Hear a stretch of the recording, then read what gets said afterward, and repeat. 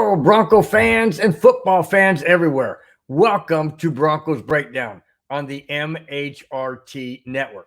This is a show that is everything Broncos and brought to you with emotion, passion, honesty, and of course, my comments. I am your host, Bronco Bill. All right, guys, before I get into the show, just want to say why it was recorded last Friday. I had to go out of town, out of state, in a family situation. I had to be there with my wife and take care of some things that need to be taken care of. I am back here live tonight, so feel free to jump in on the chat, Facebook and YouTube for sure. I'm not sure if Twitter, if I can see the comments on Twitter, but or X, or what do they call it now? But in any case, feel free to jump in, give me your thoughts, comments, and that kind of thing, and I'll bring those up, and we'll just have a good show. All right, guys. Thanks everybody for tuning in. Really do appreciate it. Means a lot. Hit the subscribe button if you haven't subscribed. It's free, costs you nothing, but definitely helps out the show and also the network. Please hit the thumbs up, the like button. That helps tremendously. Lets everybody else know that people do like the show, and then we get more people to watch. So that's great. All right, guys, let's jump right into this. All right. Last game. Now I recapped the game on Monday, and talked about, Monday, and talked about the game in which the Broncos beat the Green Bay Packers. So I'm not going to really talk about the game, but there was a specific incident that happened in that game that, in my opinion, altered the outcome of the game. And here's what I mean by that. All right, here we go. The game against the Packers last Sunday, Kareem Jackson was flagged for a hit on a defensive player. He was also disqualified. Now, he's been suspended it was originally said he was suspended for 4 games. That has been reduced to 2. However, that, in my opinion, was not a penalty. And here's why. The rule states a penalty is helmet to helmet, or hitting a defensive player when he can't make the ball's coming to the receiver. As soon as the ball hits his hands, Kareem Jackson hits the receiver. Does he hit him in the head, helmet to helmet? Nope. How about shoulder to helmet? Nope. Shoulder to shoulder, right here. Caught him right underneath here and pushed him back, and his head went backwards. So the referee sees his head fly back and immediately throws a flag saying it's helmet to helmet or hit on defensive player. That is BS. That's not even close to what happened. Not even freaking close. You guys go back and look at that hit. Look at that hit. And slow it down if you can, or watch a replay in slow motion. Look at it. It is not helmet to helmet. It is shoulder pad. The right shoulder comes in, catches the receiver like right here, and pushes up. Okay. Well, you can't help it if the receiver is going backwards. I mean, these referees need to be schooled. They need to be trained. They need to know what they're looking at. Yes, I understand. I've had many people comment to me in text and whatnot and say, well, it's a bang, bang play. Okay, it's a bang, bang play. I understand that. But then again, I go back to what I said before, and I'm going to keep saying it until it happens. There needs to be a challenge on controversial plays that could alter the game significantly, could change the score, could give a team a chance to win the game when there's not even a reason for that. There should be a challenge where a head coach can throw the flag, the red flag, or make it another flag, make it a blue flag, make it, purple. I don't care what color. Make it a different color than the challenge flag for placing the ball or incomplete pass or, a touchdown or whatever. Have a different colored flag. That would go for a penalty. Okay. So let's say that there was availability of Sean Payton to be able to throw, let's say, a blue flag to indicate, I don't think that was helmet to helmet, or I don't think that was shoulder to helmet. And they go back and they review it and they go, oh, wow, We got that one wrong. No freaking kidding. No freaking kidding. So if that's the case, that would not have happened. But I will get to why it altered and changed the outcome of the game. All right, hold on. Let me get back. Like I said, it wasn't helmet to helmet. It was rather shoulder to shoulder or shoulder to chest. Like I said, Kareem Jackson's suspension has been reduced from 4 games to 2.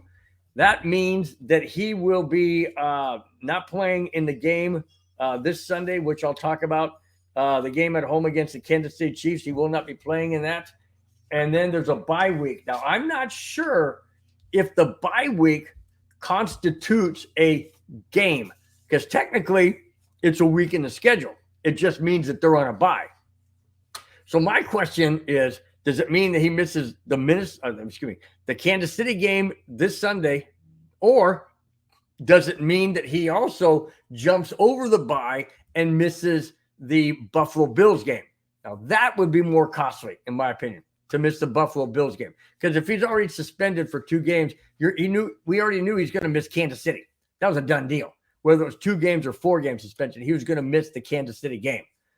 But to miss the Buffalo Bill game, I'm not too sure that, obviously that's going to be an impact, because Kareem Jackson is a solid hitter. And people say he's dirty. He's not dirty. He's a hard hitter. Did anybody go back and see how Steve Atwater played, or how Dennis Smith played in the Broncos, or Bill Romanowski? I mean, those guys hit like Sherman tanks, man.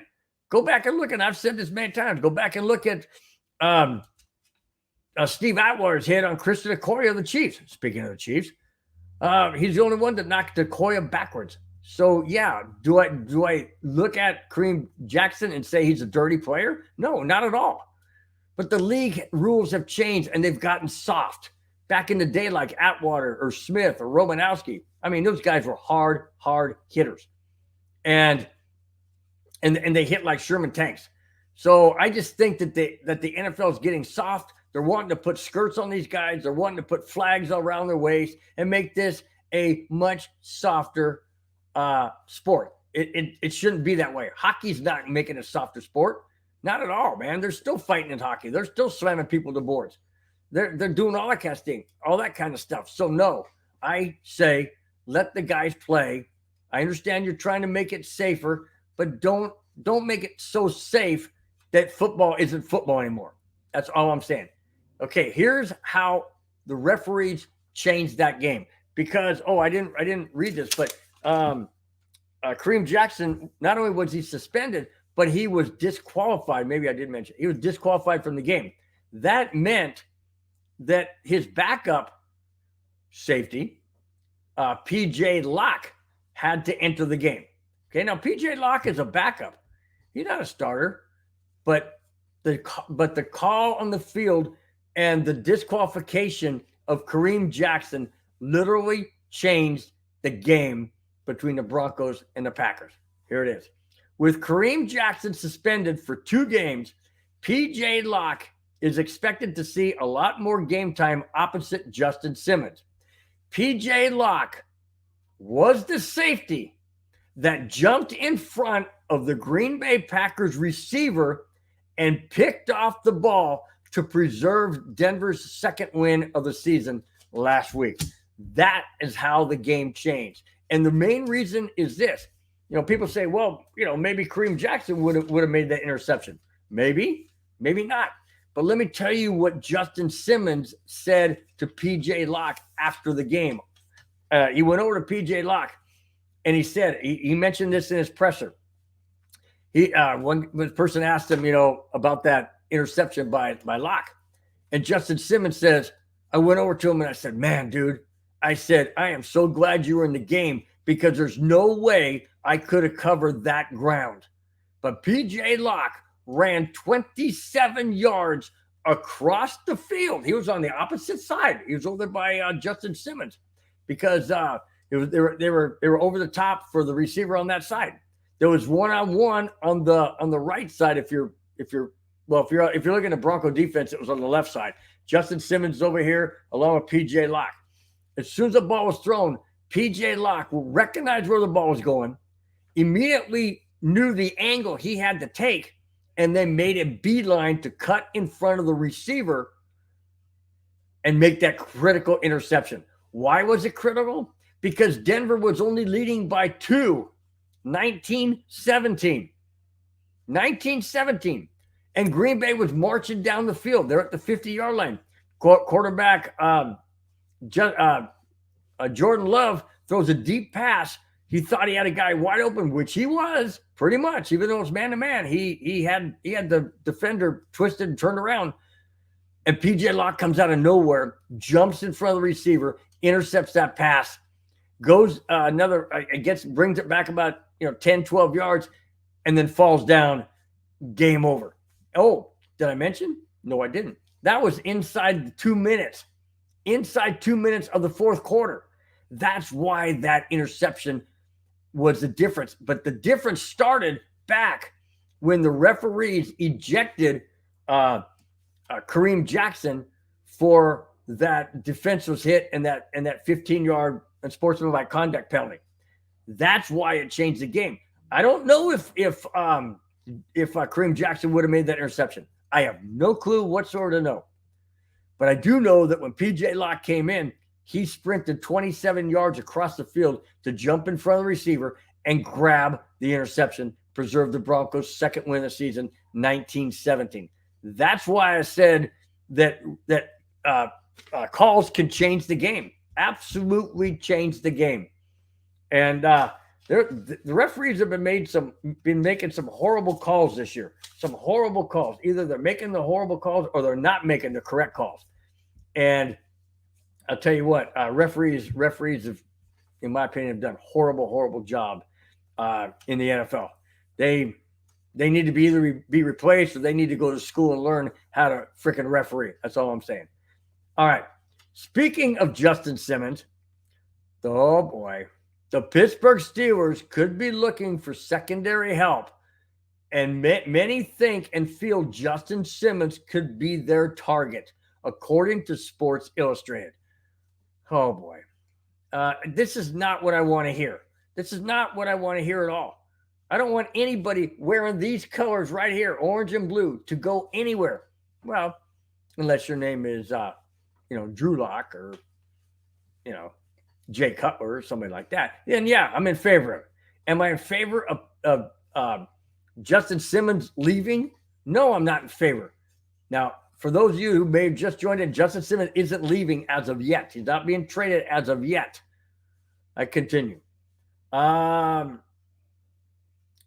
Orr of Sports Illustrated seems to think that a third-round pick in the 2024 draft should be enough to land Justin Simmons in Pittsburgh. A third-round pick? Are you kidding me? For one of the best safeties in the entire NFL, he's only going to garnish a third-round pick? That's what Connor Orr of Sports Illustrated is saying?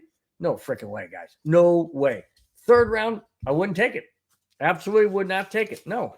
Why sell yourself short? Why give up great players that we have? And people say, well, Justin Simmons, he's getting a lot older. Okay. What's wrong with age? What's wrong with knowledge? What's wrong with being able to still play at that high level? Nothing. Look at Tom Brady. I know he didn't have the best season the last season before he retired. I get that. But he played into his 40s. Now, playing quarterback is probably a little bit different than playing safety. But still, he played into his 40s. So if you treat your body well and you can play at that high level, why not? Why not play at that high level? Why not continue to play? And I'm looking at the Broncos go, why would you want to trade Justin Simmons? People say, well, we need draft picks. Okay, draft picks are fine. But if you have a good core defensive safety and you have these other players that are being mentioned, I'll get to that, in trades. And by the way, the trade deadline commences, I believe, not commences, but is wrapped up the 31st, which is Tuesday, Halloween. Yep, it falls on Halloween this year. The trade deadline, as of, I think, 4 p.m. Eastern time, if I'm not mistaken, 4 p.m. or 5 p.m. Eastern time on Halloween, October 31st. So that's just right around the corner. This is Friday, guys. That's right around the corner. Okay, so I continue. It looks like they, being Pittsburgh, also have their eyes on cornerback Patrick Surtain. Here we go again, guys. Patrick Surtain, one of the, if not the greatest, absolutely the greatest, in my opinion, corner in the entire NFL. Why would Denver get rid of him? Why would they trade him? So you're going to give up your best corner and start from scratch in the draft and try and, get back that type of status that Patrick Surtain is? They don't come around every day. They're like a diamond in the rough. They're not in every single draft. Then what? Oh, then you have to have a corner by committee? That doesn't work. What are these guys thinking? Okay, Sean Payton wants his own guys. He wants to draft his own. He wants to have the own players on there that he likes. Okay, I don't give a crap about who Sean Payton wants and who he likes. I want the Broncos to be the best they could possibly be. And giving away cornerstone players like Justin Simmons, Patrick Surtain, Jerry Jeudy, Courtland Sutton. I know a lot of people disagree with me on Courtland Sutton and Jerry Jeudy, but if we get rid of them in a trade for draft picks, who are we going to throw to? Oh, that's right. We're trying to, speaking of throwing, maybe that's why we're trying to throw the season to get a higher draft choice. That is stupid. That is absolutely stupid, in my opinion. And I'm not liking this one bit. Not one bit. Do I think Sean Payton is telegraphing that he's throwing the season? No. But do I think it's a possibility? Just go back to the game against who was it? Who did we lose to before we beat Green Bay? Who's my schedule? Hang on, guys. Sorry about this, but I want to make sure that I'm accurate, like I always say that I'm honest. So who we lose to? Oh yeah, that's right, Kansas City. So when we're playing Kansas City on that Thursday night, do you think that looked like he threw the game? It's fourth down. He had no clue that it was fourth down. He thought it was third, so he calls timeout. And then fourth down. And then he had Russell Wilson run around the right end like in a bootleg, and he gets tackled for a loss on fourth down. Could have been a lot better play than that. How about a field goal? How about a punt if we're too far out? We were like on the 38-yard line or something of Kansas City. And we decided to go for it on a freaking jacked up play that didn't gain us anything and lost yardage and turn the ball over. Is he secretly throwing the season so that he can get his own guys through the draft? I don't know. Your guess is as good as mine. I venture to say it sure looked like it. Sure looked like it in the Kansas City game. Now, in the Green Bay game last Sunday, no, I wouldn't say it looked like he was throwing the game, but the Broncos sure didn't look that strong in the game. I mean, yeah, they won at the end, 19-17. They sure didn't look all that strong during the entire game. So I don't know.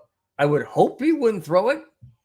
I don't want to see I don't want to see any Bronco team go in the toilet and tank on purpose. I don't want to see it. But I don't know. Certain things make me go, really? You did that? Now you're starting to look like Nathaniel Hackett. Hey, I said it, okay? I said it. Look at the results, man. Look at the results. I'm not making this up. Look at last year's record after 7 games. Go ahead. I think we were 2-5 then. We're 2-5 now. So who's the worst head coach in the NFL? He called out Nathaniel Hackett for having a horrible season. Well, what's he going to do? Blame Russell Wilson? Oh, these aren't my guys. I want my guys. Then we'll be better. A really, really good head coach can get the best out of the players that they have. Period. Put them in the right spot. Put them in the best possible position to succeed. Best possible game plan to succeed. And chances are you'll succeed. And look at Brock Purdy. Brock Purdy last year was a rookie. He comes in the game and I mean, he comes into games and boom, boom, boom, boom, boom, right down, right in the playoffs. Not a beat missed, not a skip missed, nothing. Kept on going, man, right through. He's a rookie.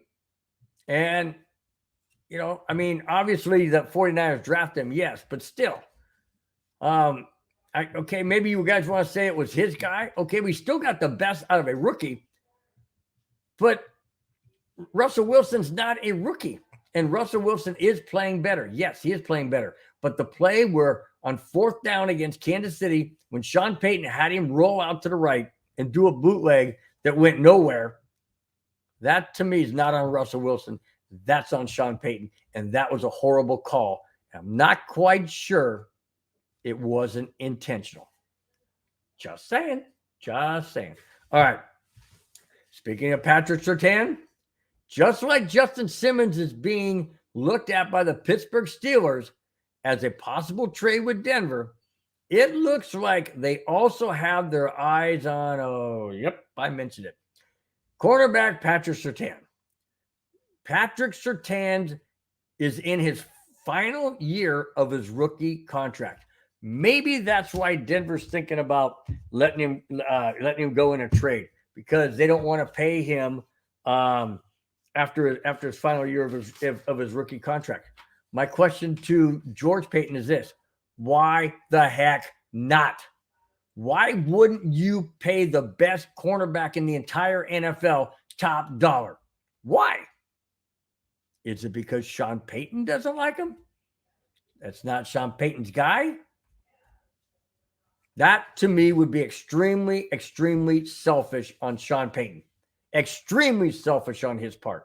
If he were to sit back and go, Patrick Surtain's really good, but if we can get a number 1, maybe a number 3, 1 and a 3 for Patrick Surtain, come on, man, why not do that?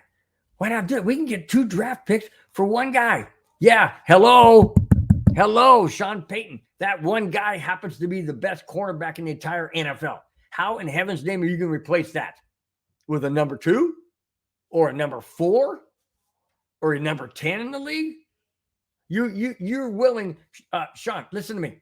You're willing to give up the best cornerback in the entire NFL, and you think you're going to find another Patrick Surtain in the draft? If you think so, you are sorely mistaken. Sorely mistaken. Not only mistaken, but I think you're a little delusional. I think did you take your meds? I mean, what? Seriously, why would you get rid of the best freaking cornerback in the entire NFL? Tell me that. Why would you do it? Here's another thing. Just because his dad says that he's wasting his talent in Denver, his own son, who plays on the Broncos, Patrick Surtain II, who we're talking about, has come out and said point blank, I don't want to leave Denver. I don't want to leave this organization. I love this organization. I love this ownership. I love this city. Our family loves it here. I know, guys, you're saying, oh, well, he could still have a home there. That never really happens. That doesn't happen. It might be a second home, an off-season home. But let's say he gets traded to Pittsburgh. He's not going to have a home in Denver and stay there on the off days. No, he needs to be close to the facility. He's going to be having a home in Pittsburgh or wherever he goes if he's traded. Why would you trade him to Pittsburgh? Pittsburgh ain't nothing. I don't want him traded ever. Same with Justin Simmons. I don't want these guys traded. Period. I've mentioned it till I'm freaking Bronco blue and orange in the face. And that is, you never build a home on sand. You build it on solid concrete, a solid foundation. And if the Broncos want to make this team better, that solid foundation on defense falls on Justin Simmons and Patrick Surtain. Those guys are the back guys of the defense. You get rid of your back defensive side, which happens, in my opinion, to be the best in the league. You are dialing up a recipe for disaster. If you think you can fill those 2 key spots in the draft, you're losing. You're absolutely losing. I was going to go a different direction, be a lot harsher, but I'll refrain from that right now. In my opinion, you're just losing it. You're not thinking. You're being selfish. You're not looking at the bigger picture. Plain and simple. Plain and simple. You can't get rid of your solid foundation and expect to build a solid team next year.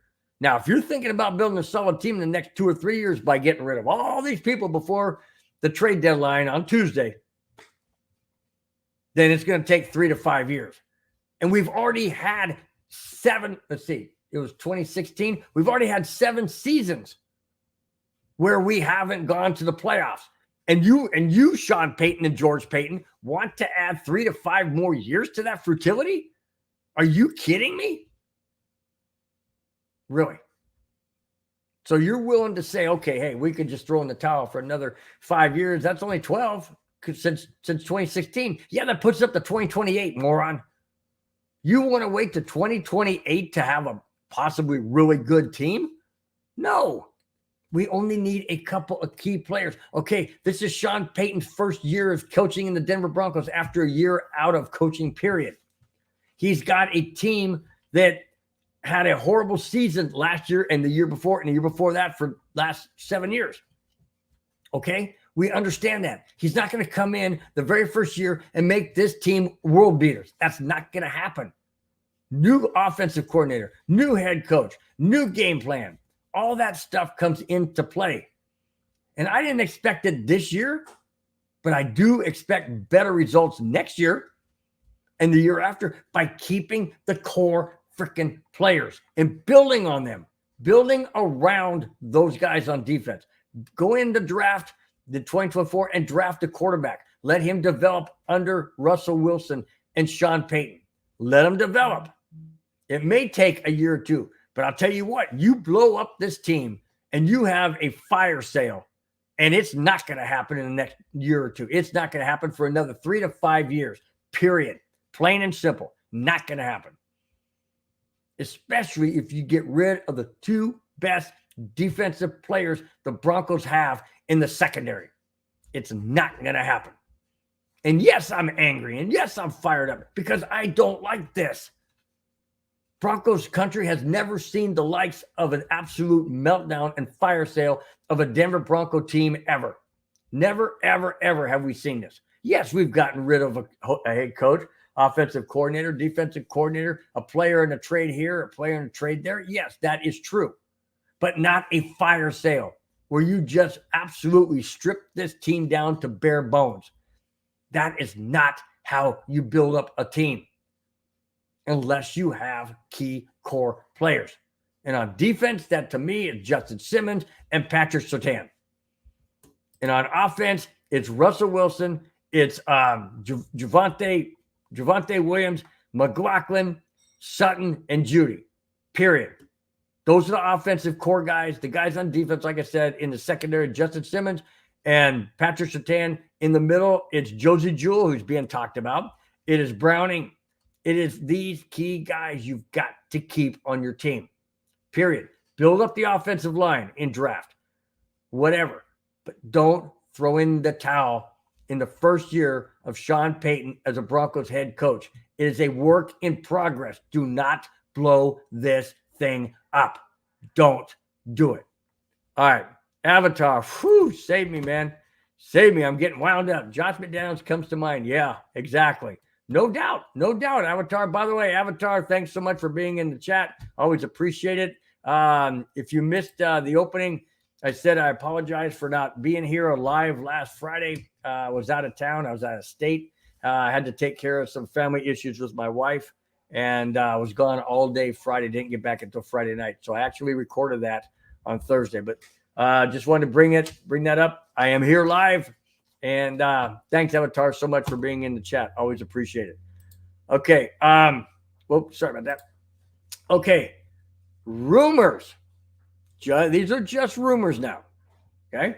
With the Denver Broncos being far away from being contenders, people in the know feel Denver needs more draft capital. Here we go again. I just mentioned that.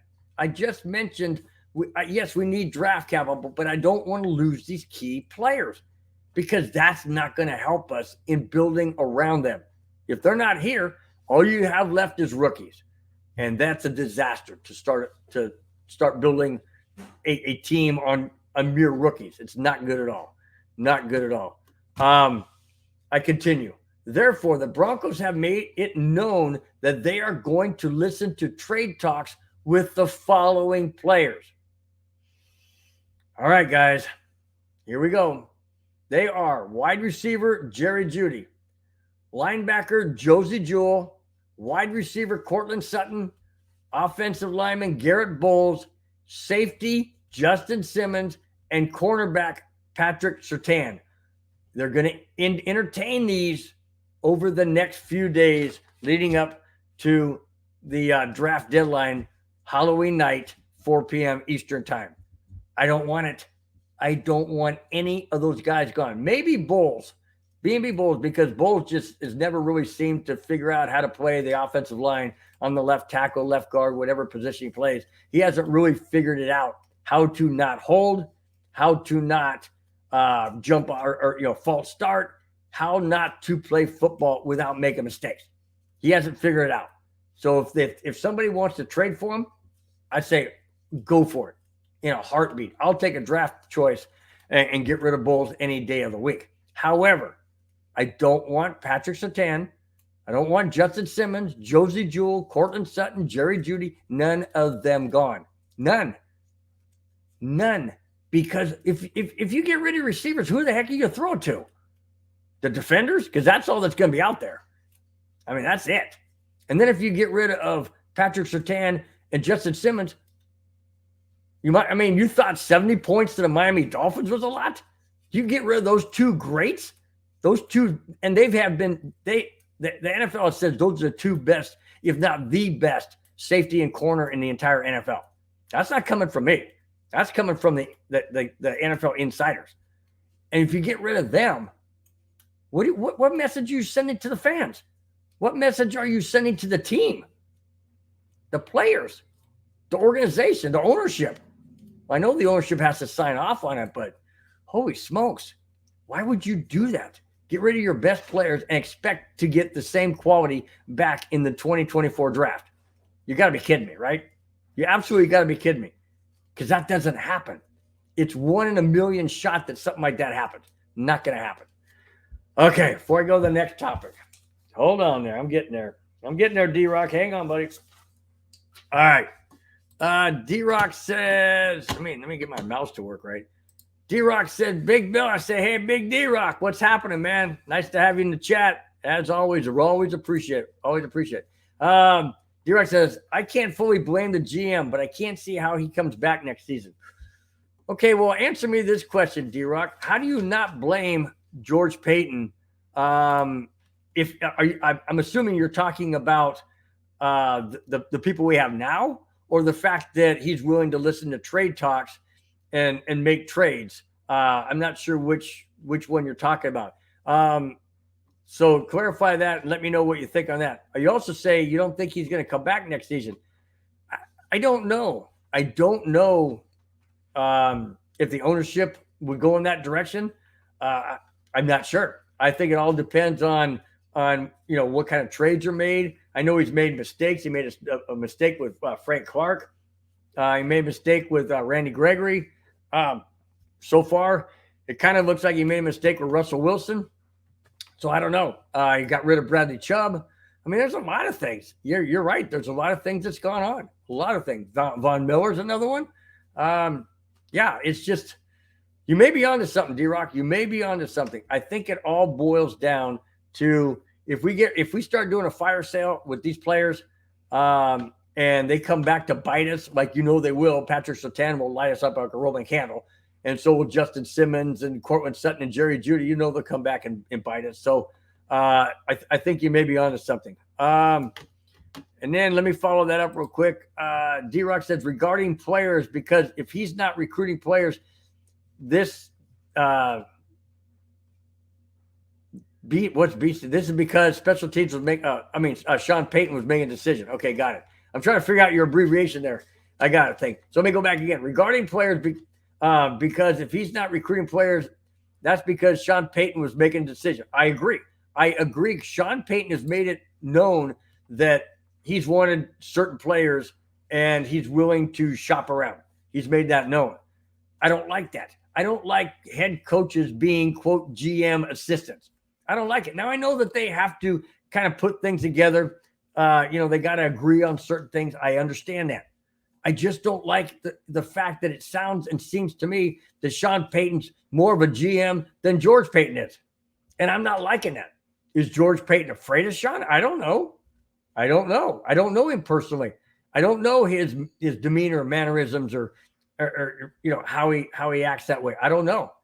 I do know that Sean Payton is a very type A person, and he usually gets what he wants. And it very, very well could be, D-Rock, that Sean Payton is running George Payton like a puppet, like this. Okay, we want this guy down. We want this guy up. Very, very good point, man. Very, very well could be. Tongue-tied. All right. Big E is in the house. Big E says when George Payton came, he had the third most salary cap, had draft capital, and he threw it all away and used all the money on one player. There you go. Another great point. Big E, you're absolutely correct. And that is a mistake. That is a huge mistake. Both of you guys could be on to something. D-Rock and Big E, you guys both could be on something. This could be George Payton's last year with the Broncos. Be interesting to see who we pick up or who we target. But, it very well could be a possibility. And I really did like George Payton. But I'm not really too sure now that even though I may like him as a person or, how I see him, come across and whatnot, isn't exactly cutting it on the gridiron. So I don't know. We'll see where this goes. It'll be very, very interesting as we get closer and closer to Halloween, which is also the draft deadline. It'll be interesting to see. All right. With the trade deadline, speaking of that, with the trade deadline this coming Tuesday, Patrick Surtain's name has been linked to the Eagles as well as the Packers, along with what I said earlier, and that was Pittsburgh Steelers. There are quite a few people out there for Patrick Surtain. Why was that? If Patrick Surtain is not that good of a corner, why do people want to trade for him? Or are they considering to trade for him? Pittsburgh Steelers, and now you've got the Philadelphia Eagles and the Green Bay Packers, the team we just beat. Oh, why would they want Patrick Surtain? Why would Denver be so eager to get rid of him? He's in his last year of his rookie contract. So what? Pay the guy what he's worth. He's worth top dollar because he's the best freaking corner in the league, period. And these teams with GMs, these GMs see it. The Eagles GM sees it. The Packers GM sees it. So does the Steelers GM. Why can't our freaking GM see it? Maybe it goes back to what Big E was saying. And Big E was saying that if Sean Payton is running the show, that's why George Payton can't see it, because he's blinded because Sean Payton wants a trade. That's the only thing I can think of. And I'll tell you what, more and more I think about that, Big E, I think you are dead on, buddy. I think you are absolutely dead on. And I hate to say it because I don't want to see him gone. Let me continue before I get back to the chat. According to CBS Sports, things are heating up drastically as we get closer to next Tuesday. Oh, boy. This is Friday, guys. This is Friday. I don't want to see anything happen this weekend in a negative way. And that includes a Bronco loss against Kansas City. I'll get into that. But first and foremost, I don't want to see these players gone. I don't want to see them gone, period. Please, please, please do not trade Surtain or Simmons or Judy or Sutton. Please don't do it. I'm asking you as a longtime Bronco fan, 40, what did I say it was? 1976 as a Bronco fan, so that's what, 46 years? I don't know, I'll figure it out. But in any case, a long time. I've been a Bronco fan, and I've never seen anything like this. I don't want to start seeing it now. I really don't. Okay, let's see. Big E wants to ask me a question. Says, let me ask you a question, Bill. You work at a golf course. So if you had a crap ton of money, the third most money in golf courses across the country, you go spend it all on a tractor that constantly breaks. Wow. Wow. Woo-wee. Big E. That's a good one, man. And so now Russell Wilson's a tractor, and I understand where you're coming from on this because he's old and slow or slower, and tractors tend to be slow and not fast moving. And have you been at the golf course where I work? Because we have a lot of tractors and we have a lot of golf courses that are constantly breaking down. So maybe you've been at my golf course one time or another, Biggie. But yeah, you're right. You're right. Why would you have all that money and spend it on a tractor? But let me tell you what, now that you brought up, let me tell you what the owner of the golf course has been doing. And that is he's been putting money into greenside bunkers, reshaping them to the way they should be, putting in white sand, not the brown sand that's usually found in some golf courses, putting white sand around it. We're a public golf course. We're not a private one. So this is public golf course. Doing that, he's reseeding the fairways, make them nice, lush and green. He's putting in money into getting the greens running like carpet. They're just beautiful greens, fairways. Putting money into landscape, trimming the trees, planting new trees, reshaping how things look.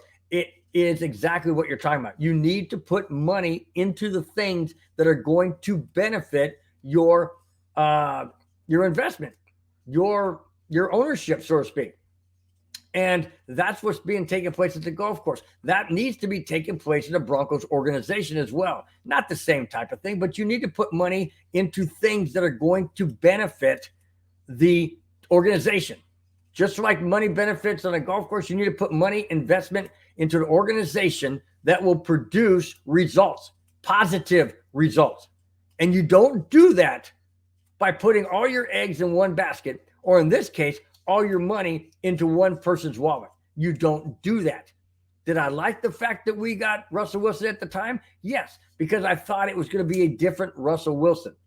It hasn't been. It's getting better under Sean Payton, but it's still not there. And a lot of other things need to be addressed. Offensive line, you need to put money in the offensive line. You need to put money into draft picks. I understand that. You need to draft well. You need to do all of these layers of things to get to the next level, the playoff level, the championship level of the AFC, the Super Bowl championship of the NFL. That's the level we need to achieve. And we're not going to achieve it if we put all of our eggs / money into one person's wallet. I absolutely agree with you, Biggie. Great comment. Great comment. All right. Biggie L says, it doesn't operate like it should. You take your golf course. You take your golf course, it's going to keep you. No, your golf course, it won't keep you. Absolutely. People won't come. And just like in football, if you have a horrible team and they constantly keep losing and losing and losing, eventually you're going to lose your supporters, and those supporters are the fans.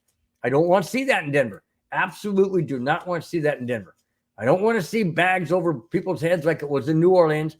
I dang sure don't want to see that in a power field at Mile High. That absolutely bothers me. I hate it with a passion. That's not supporting the team, through thick and thin. And life isn't always, always roses and strawberry fields. It's not. A lot of times you got to remember, a rose has thorns. You got to get past the thorns to get to the beauty of the rose. Okay? You got to. You reach in there like this in the bush and grab a rosebud, you're going to get stuck. So there is good with the bad. You got to take the good with the bad. Or I should say, you got to take the bad with the good. Growing pains, things like that. But it all starts with a foundation and putting the money where it needs to be put and not in one person's wallet. All right, I move on. Great stuff, guys. Great stuff. Love the chat, man. Love the chat, like always. All right. Okay, here we go. This is one of two. You got it, guys. Jackass of the week.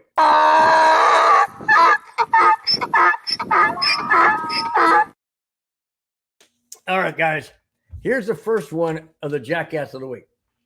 Kansas City Chiefs wide receiver Justin Ross was arrested last Monday in Kansas City and accused of causing criminal damage of more than $25,000, according to a booking report from the sheriff's office in Kansas City. Okay. Doesn't elaborate as to what it was, but it's still a criminal damage. Does that mean he damaged property? Was he upset with somebody? Ex-girlfriend, girlfriend, wife, whomever it may be? I'm not saying it was a female. I'm just saying it just says causing criminal damage of more than $25,000. Okay. Was it property damage, like, keying a car, smashing a window? I don't know. It doesn't say. But these things like this, I mean, can't these guys, this is Monday. They had a game Sunday against the Chargers where they won. And then this happens on Monday. He gets arrested on Monday. I mean, what are these guys thinking? Do they even have a brain up here? Seriously, do they not think that obviously, every single time this happens, I have to think to myself, do they really feel they're above the law? Seriously, you're not above the law. You're going to get caught. One way or another, you're going to get caught. Why are you doing things stupidly? Think. I know we all do stuff when we're young and stuff and all that kind of things. But these guys have got to use their head, because not only are they doing something wrong, getting arrested, but now they have a record. And now the team that they're playing on, no matter whether it's Kansas City Chiefs or not, that team now has to deal with the fallout. And if it's bad enough, like it was with that player with the Raiders in Vegas, can't remember his name right now, but they released him right afterwards. He got arrested. They released him. Yeah, it was worse than this in essence, but it was still an arrest. So things like that happen. You've got to use your head. Use your freaking head. Period. That's all you got to do. Think before you act stupid. And then you get on my show. All right. Here we go. The report doesn't provide details, like I mentioned. The Chiefs said they're aware of the arrest, but declined to comment. Of course not. They never comment. They're never going to comment until they're pushed to comment, because things come out. By the way, the Denver Broncos play the Kansas City Chiefs this Sunday at Denver. Let me ask you this, guys. Do you think and feel that this could be a what's the word I'm looking for? A distraction amongst the Kansas City Chiefs? Now, that didn't say that this guy was a starter. I haven't really heard of his name all that much. So maybe he's, backup guy or whatever, but still, it could be a distraction in that locker room where people were talking, hey, what happened? Hey, man, did you hear about Ross? What happened, man? Yeah, I did, man. But I don't know what happened. Can you tell me? Yeah, guess what, man? He did this. This is what happened. Things like that. You don't know. It could throw some of the Chief players off their game. Let's hope so. Let's absolutely hope so. I'm not sure if it will. You got Patrick Mahomes and Travis Kelce. Oh, by the way, the game's in Denver. So I'm kind of wondering if Taylor Swift will be there. More than likely, yeah, she probably will be. Anyways, going back, it could be a distraction. That is for sure. I don't know if it will be, but I sure to heck it hope and does. I sure hope it does become a distraction. All right. The second jackass of the week. And I only say this as a jackass of the week because I ain't got this kind of money. All right, here we go. Jim Mattress McLingale wagered $7.9 million on the Houston Astros to win the World Series. However, when they were eliminated by the Texas Rangers, Mattress Mac was out of $7.9 million.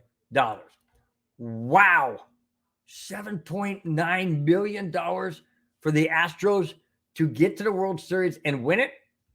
Well, they didn't even get to the World Series because the Texas Rangers, who are playing in the World Series as I speak right now against the surprising Arizona Diamondbacks, are in the World Series, not the Houston Astros. $7.9 million. Holy cow. How much money does this guy have to be able to just, hey, I'll put down 7.9 million on the Astros. What the heck? It's pocket change. Yeah, really? Pocket change? All right, I continue. Excuse me. The furniture tycoon uses any winnings as promotional funding by giving his loyal customers free products as a way to hedge. There it is. As a way to hedge his bet, but also to give back to the community. Yeah, okay. So basically what that says is this. If he would have won, bet 7.9 million, I don't know what the odds were, but let's say he would have come out with 100 million instead of 7.9 million. Let's say he comes out with 50 million. Then that means the customers that would come in, his loyal customers, whomever they may be, I don't know if that means the ones that come in all the time, the ones that have an account, I don't know what that means. Anyways, so that means that his loyal customers would then be given free furniture to hedge his bet. Therefore, basically what he's saying is, I got $50 million because I won on a $7.9 million bet. So out of the 50 million, I'm going to give away furniture and things like this, and they get it for free. And then I take that money and put it back into the business. So basically, I'm paying myself from the winnings. So I didn't really lose 7.9 because I'm putting it back into the business. The problem of it is, Mac, you didn't win. So now what? Your prices go up? How do you hedge that? How do you hedge that bet? You didn't win. So yeah, it's a nice idea to give your loyal customers money, but you didn't win. Listen, it says right here, the furniture tycoon uses any winnings as promotional funds. He didn't win. Does that mean the furniture prices go up? I'm just saying. How does he hedge his bet then? He didn't win, so you can't hedge it. You can't give it back. Woo! Yeah. But first and foremost, 7.9 million on a team to make the World Series and win it. Wow. Okay. Must be nice to be able to throw away 7.9 million and not really be freaked out about it. I'd be freaked out. I don't even bet $7.9. I don't bet nothing. I really don't. I want to get something for my money. I want to make sure that when I go to the store and I give them money, I'm getting something back. Now, people say, oh, yeah, I play the scratchers and stuff. I've played the scratchers a couple of times. I've done okay. But over time, it's kind of like breaking even. You don't really win. And I don't know, it's $5 here or there. I'm thinking, I didn't win nothing. I just threw away $5. Okay, $5 may not be something to nobody, but $5 is $5. I mean, these days, I'm in California, guys. Gasoline is even more than $5 a gallon. It's like $5.49, $5.69. Yeah, I'm serious. $5.69 in California. So $5 to me means a lot. At least it means almost a gallon of gas. Almost. All right, let's wrap this jackass of the week. And I'll be right back.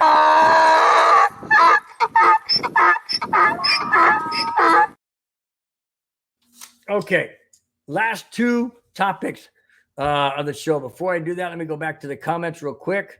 Alex Smith is in the house. Alex, what's happening, my friend?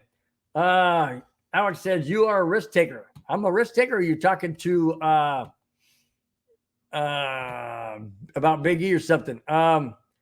Big E says, going back to the Chiefs with the wide receiver being arrested. If you missed it, it was Jalen Ross of the Chiefs. D-Rock says, I don't believe this will distract the Chiefs at all. I don't think so either, but I can always hope. That's for sure. Okay, Alex Smith, like I said, always glad to have you in the house, my friend. Always great to have everybody in the house that shows up. I appreciate it. Alex Smith says, I almost flew off a friend's four-wheeler. He was going all fast and thought everything was funny. It's not funny if you're going to get thrown off a three-wheeler. That's not funny at all. Nope. I wouldn't think. I mean, besides getting hurt, what fun is that flying off of a three-wheeler, no matter how fast you go? Big E, did you really have to put that up there? Did you really have to put salt in the wound, my friend? Big E says, talking about gas prices over $5 here in California, Big E says it's $3.40 in West Virginia. Yeah, it's at least $2 cheaper everywhere else. Well, unless you go to, on the way to Vegas, like I had to last Friday. That's why I wasn't here. I had to take care of some family matters with my wife. No, it wasn't gambling. No, don't even go there. That wasn't it. It strictly was family members. Obviously, honestly, I had to take care of some issues. Any case, you stop in this place called Linwood or something. It was $6.49 a gallon. I'm like, holy crap. Good gosh, man. Who in heaven name want to live out here? Anyways, all right. I'm going to get to the last topic, and then we'll let you guys get onto on your weekend. I really do appreciate each and every one of you watching, whether you're in the chat or not. Always appreciate it. Here we go. Colorado Avalanche set an NHL record for 15 straight road wins, dating back to last year. 15 straight road wins. That is phenomenal. Absolutely phenomenal. They played the Pittsburgh Penguins last night, trying to make it 16 straight. Oops. Not happening. I guess they were just happy with the 15 straight because they came out flatter than a pancake. They had zero energy. Pittsburgh would look like they were the better team, and last night they were. Pittsburgh was coming off 3 straight losses. 3 straight losses. Colorado opened up the season 6 straight wins.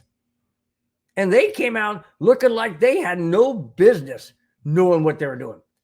They were missing passes. They were making passes they shouldn't have. They weren't taking shots that they should have. They were turning the puck over in their own end. They were taking stupid penalties. Nathan McKinnon got a penalty. It was absolutely pathetic. It was a train wreck watching last night. Absolutely train wreck. Horrible. And I don't know, man. It's just I don't know why that happened. Have no clue why that happened. But I know what happens. That you can't. People say, "Oh, you can't get up for every game." Why not? If you're trying to be the best team in the league and you want home ice advantage, and I know it's early, it's only the 7th game of the season, and they still got, it's an 82 game season, so they got 75 games to go. I understand that. But I'm telling you what, if you're on a chance to make history and extend that record, why not keep it going? Why not keep it going? Why not come out there and give it your best? I mean, it's not like they played back-to-back nights. Not at all. They had a day or two off. I don't know why. They came out flat. But in any case, they did. Final score, adding salt to the wound again, 4-0 shutout. That's how bad it was, guys. That's how bad the game was last night. Horrible. The bright side is Avalanche are still in first. There's 6 wins, 1 loss. They have 12 points. And next game they play is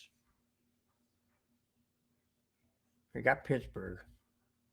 I think we got one more road game. I'm not mistaken. And that game, I believe, is either Sunday or Monday. Might be Monday. I could look it up real quick, but any case, just wanted to bring that up about the Avalanche setting an NHL record. Congratulations to them. That was awesome. But unfortunately, they ran into a buzzsaw on their own accord because they didn't really put up a fight at all, physically or on the ice or during the game. They didn't put up a fight at all. So bummer. Avalanche lose 4-0. All right. Okay. Alex Smith says it's cheaper to catch the city bus. It probably is. But then, if I'm trying to get one place to another, as busy as traffic is in Southern California, I don't think I want to sit on the bus for a very long time. All right. There you go. Big E also says, I believe if I lived down there, I'd have me a dirt bike and to ride the roads on. Yeah, there you go. You can do that too. A lot of people do. A lot of people have like street legal bikes out here, and they just zip in and out of traffic, and I don't blame them. I don't blame them. Could be dangerous, and it probably is. But if you're careful and you're smart about it and you're not reckless, then yeah, it's much better in the long run than a car trying to fill up my 16-gallon tank at $5.69 a gallon. Yeah, that ruins $100 bill. All right, guys, let's get into the last topic. And here it is. Thanks again, guys, for being in the show. Really appreciate it. Kansas City Chiefs at Denver Broncos. Here it is. The Kansas City Chiefs have won 16 straight games against the Broncos. However, the first meeting this season, Denver was in the game till the very end when Kansas City kicked a field goal to ice the game. That being said, perhaps the Broncos can use that game to somehow get them over the Kansas City hump. Sorry, everyone. I still have the Chiefs winning. And here's the reason why I have them winning. Because they've won 16 straight. Denver hasn't really shown them or the fans base, Broncos country, that they can beat the Chiefs. Is this season different? Well, like I said, it started out in the first game on Thursday night against Kansas City at Kansas City 2 games ago, that the Broncos were in the game trailing 16-8. They had a chance to tie the game, possibly with a 2-point conversion. But they didn't get that opportunity because there's another blatant turnover, another mistake. And Kansas City took advantage of it, moved down the field, and kicked a 62-yard field goal. Yeah, was that field goal, was that like something natural? Not natural, but a regular type of kick that field goal kicker of the Chiefs makes normally? Not at all. That was a long kick for him, but he made it. And that game was in Kansas City, not in Denver in the thin altitude. It was in Kansas City, and he still made the 62-yard field goal with lots of room to spare. So the Broncos had a chance, but they gave it away, literally and figuratively again. Literally gave it away by a turnover.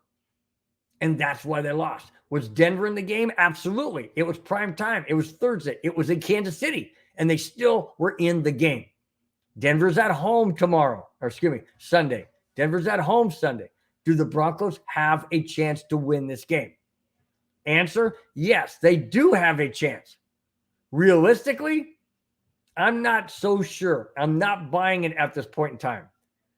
Kansas City just played the Chargers, and they beat them. I believe that was in L.A., if I'm not mistaken. I believe that was in L.A., and they beat them handily 31-17. If they can put 31 points on the Chargers, and the Charger defense is nowhere near as good as the Broncos, I understand that. What I'm saying is, if they could put up 31 on the Chargers, could they put up 31 on Denver? My answer, yes, they can. Yes, they can. Because this Denver defense can get run down. If the offense of the Chiefs stays on the field for a very long time, like the Dolphins did, they could put up a lot of points, especially if there's turnovers. And the Broncos have been prone to turning the ball over, whether it be a Russell Wilson interception or Russell Wilson fumble, or a Courtland Sutton not hanging on the ball and fumbling, or a Jerry Jeudy not hanging on the ball, or anybody else. Are they subject to turning the ball over? Yes, they are. Are they prone to penalties like pass interference or illegal contact or a hit like Kareem Jackson did, which still, in my opinion, wasn't a penalty, or a late hit on a quarterback? Are all of those in play with the Broncos defense? Absolutely. How about the offense? Is Russell Wilson capable of keeping the offense on the field against the Chiefs? Yes and no. They did that part. They partially did that in the first game. Can they do it in the second game at home? I say they can. I'm not sure they will. That's the difference. Can they win this game? Sure they can. On any given Sunday, any given team can win. Just go back and look at last week, some of the upsets, or a week prior to that, some of the upsets. Yes, it can be done. My question and my point is this: will it be done? That's the question. The point is, I'm not so certain. I'm not certain because it's been 16 straight games, 8 seasons worth. 8 seasons worth since we've beaten the Chiefs. Now, I had it down where the Chiefs were going to beat the Broncos 31-20. because they put up 31 last week. I'm going to change that. I'm starting to think and feel that Denver has a really good chance of winning this game. I don't think they will, but I think they have a really good chance. That being said, I'm still going to have the Chiefs winning. It's just not going to be 31-20 like I thought it would be. I'm changing that to 27-21 Kansas City. 27-21 Kansas City. That's what I have.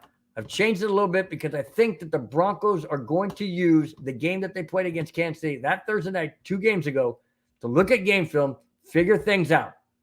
That's 27-21 is only a 6-point difference. They could have a chance to win it in the end if things change. As of right now, I have the Chiefs winning 27-21. All right, before I get out of here, I got to give a shout out to Clayton. Hey, bud. He says, I say, hey, Clayton, what's happening, man? Glad to have you in the house as always. And like Clayton says, smash that like button. Tell your friends and family. There he goes. I'm going to bring it right up because that's what he says all the time. Smash that like button and share, guys. I'm at my high school football game playoff, baby. Let's go. All right, Clayton. Way to go, man. Way to go. Excuse me. That's awesome, buddy. Well, I hope your team wins. And if they win, bring some of that mojo on Sunday to Mile High Stadium. Somehow, some way, do it telepathy or whatever that word is, telepathically or whatever. And let's get a Bronco win against the Chiefs. I know I said 27-21 Kansas City, but I will be happy and elated to be wrong. That's it, guys. That's all I have. Thanks for watching. Thanks for subscribing. If you have not, please do so. Hit the like button like Clayton Huron says every time on the show. Always appreciate it. Thanks, guys. Tell your friends, your family, your coworkers, anybody. It costs nothing to subscribe. It costs nothing to hit the like button, but it helps the show and it helps the network tremendously. Really, really do appreciate it, guys. All right? I really do appreciate it. Real quick, Clayton says, yeah, I got classmates from high school. Sweet. Totally cool, man. Totally cool. All right, guys, you know what the shows are? We got the neighborhood this coming Sunday. Mundungus Creevy and myself will be doing the Broncos neighborhood. Broncos against the Chiefs. Let's get a W for that. And then on Monday, I do the Elevation Orange. It's a recap of the most recent Bronco game. In this case, it'll be Broncos Chiefs. And that's on Monday night, 5 o'clock live, 5, 6, 7, 8 live. Tuesday, you know what that is? That's the 5280. And then you got the Wednesday's Wild Wild West. Thursday is now the Cluster Puck. That goes live on Thursday now. And then my show again, live next Friday, 5, 6, 7, and 8. Broncos Breakdown, hosted by me, Bronco Bill. All right, guys, until then, have yourself a wonderful, wonderful weekend. Stay safe tonight on a Friday. Enjoy the last weekend of October as we head towards November. You guys enjoy yourself. Till next Friday, take care. Bye-bye. Even when you feel low, you can still go. Even when you feel slow, you can still go. Even when there's no hope, you can still go. I never answer to no, man, I still go. Go, go, go, go.